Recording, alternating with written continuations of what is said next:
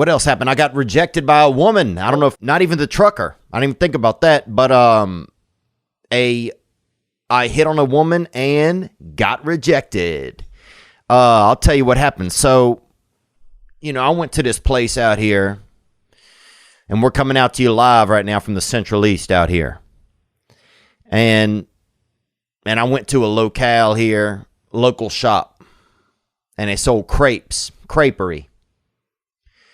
And I don't know what a crepe is, but I didn't care. Once I saw this lady working there, I said, all right, I'll eat them until, she and I are married if I have to. They had a girl in there, and I saw her, and, I made some small talk, and it was awkward because we both had masks on, having a mask on, it's kind of like the beginning of like Shrek or whatever, because you don't know how anybody really, you're not getting the full package. You're just kind of getting that Japanese package of somebody, kind of snout up or mid snout upwards. You're kind of getting that,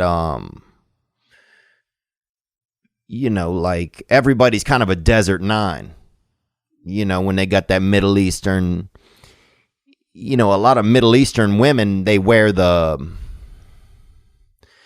kind of that word yarmulke, whatever it is, that muffler.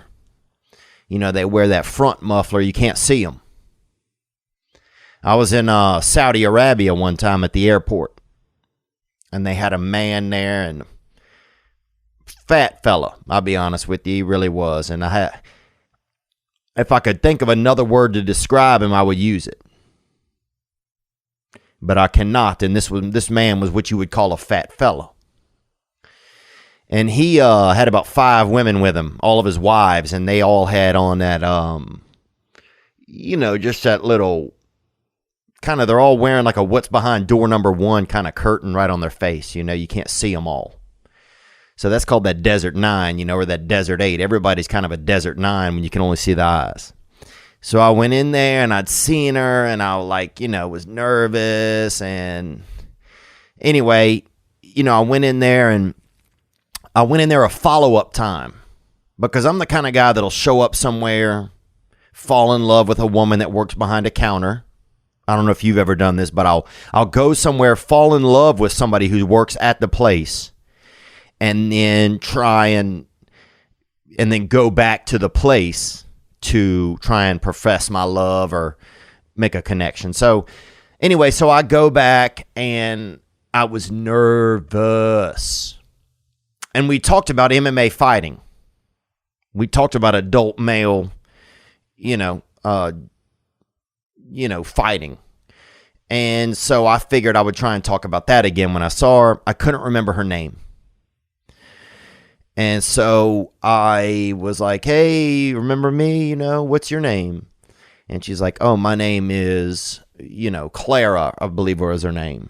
And so then I was like, oh, have you been watching any of the fights?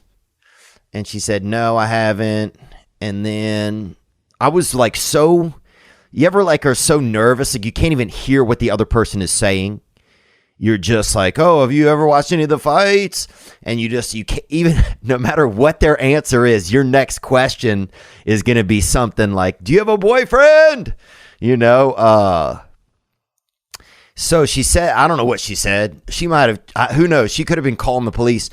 But I was like, oh, do you, have, maybe we should watch the fight sometime. And that was kind of weird because I don't even know kind of how she responded, if she was like, yeah, or maybe, or, and then I was like, oh, do you have a boyfriend? And that's how I said it too. Like, do you have a boyfriend? Like, I just got I was just strung up, just like when you see a rabbit and he's got one of his legs caught in the, in that wire, do you have a boyfriend? And that's how I was verbally. I was that verbal kind of hung rabbit. And she said, I do. And I didn't have a plan for her having a boyfriend. I did not have. My plan was I ask her out and she maybe says yes or no, I guess was also, I mean, that's the biggest option, but I didn't have a plan for when I was going to think she says, I'm making this story so long. So I was thinking, okay, I ask her and then she says, no, I don't. And then I follow up with, oh, well, maybe I could take you out sometime or I could buy you something that's not a crepe, or something, just a chill line. Well, I said, do you have a boyfriend? And she said yes. And so when she said yes, I couldn't, it would have been weird for me to follow up with, oh, well, maybe we should go out sometime. So I didn't know what to ask her, so I just asked her name again. And I was like, oh, what was your name? So it just was, it didn't make any sense, man. It just didn't make any sense, man. So anyway, and this was the worst part. Then I'd already ordered the food, so I had to sit there. She said yes. I was like, oh, what was your name? What is your name? I said, what is your name? What is your name?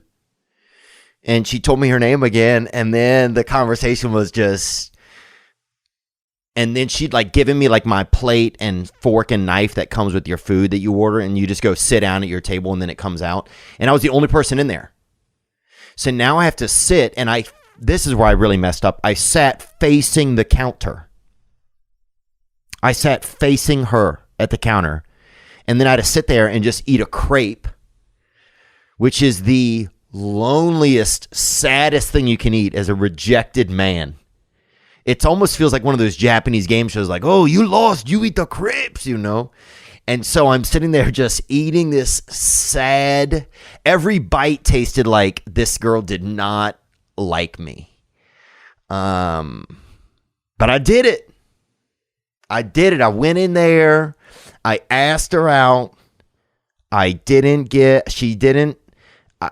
was no option. And I asked her name again. And then I sat and point blank ate a crepe in front of this woman. Very, very sad.